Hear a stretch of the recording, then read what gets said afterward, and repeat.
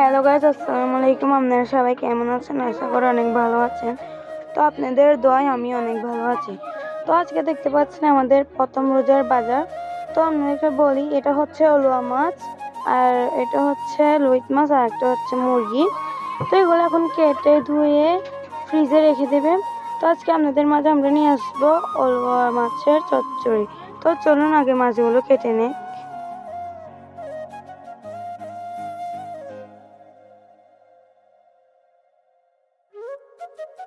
তো গাইস, আমাদের প্রথম রোজার বাজার আগে থেকেই করে রাখা হয়। আজকে আপনাদের মাঝে আমরা সেহরি খাওয়ার ভিডিও তুলে ধরবো।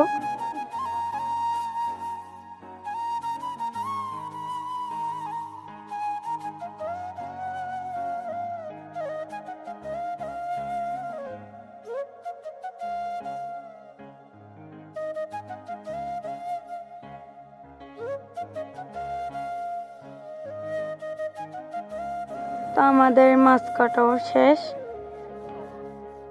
তো আমাদের মাছ মাংস ধোয়া শেষে বাটিতে ভরে নেব ফ্রিজে রাখার জন্য। তো গাইস, অলুয়া মাছের চচ্চড়ি করার জন্য পেঁয়াজ, রসুন, কাঁচামরিচ এগুলো কেটে নেব।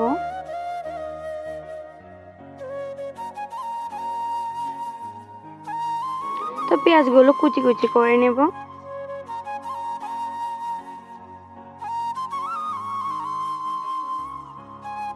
তো রসুনগুলো কুচি কুচি করে নেব।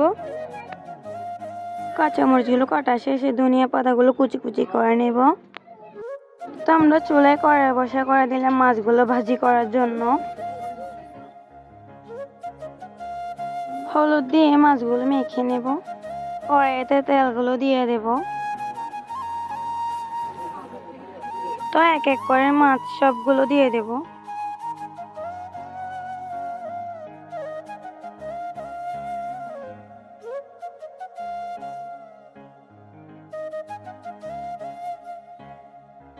তো আমাদের মাছ হয়ে গেছে। তো এখন কড়াই থেকে মাছগুলো তুলে নেব।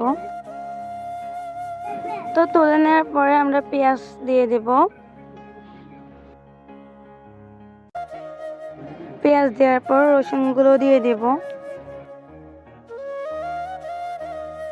তারপরে কাঁচামরিচগুলোও দিয়ে দেব।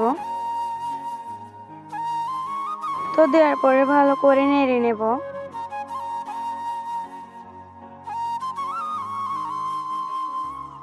তো প্রথমে 2 চামচ মরিচের গুঁড়া, তারপরে 3 চামচ ধনিয়ার গুঁড়া,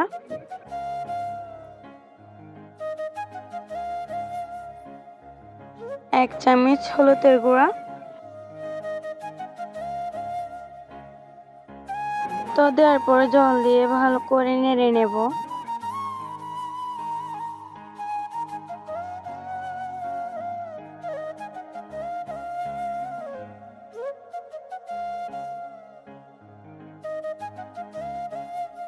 আমাদের কষানো শেষ, এখন টমেটোগুলো দিয়ে দেব।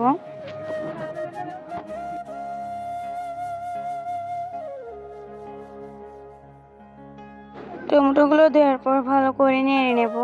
তারপরে মাছগুলো দিয়ে দেব।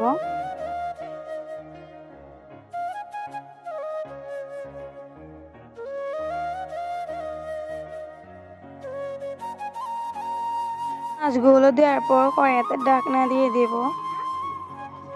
আমাদের রেসিপি তৈরি। তো এখন ধনিয়া পাতা দিয়ে আমাদের রেসিপিটা চুলা থেকে নামিয়ে ফেলবো। তো এখন সেহরি খাওয়ার জন্য তৈরি হব। তো আমাদের এই ভিডিওটিতে একটি লাইক করবেন, একটি সাবস্ক্রাইব করবেন। আল্লাহ হাফেজ।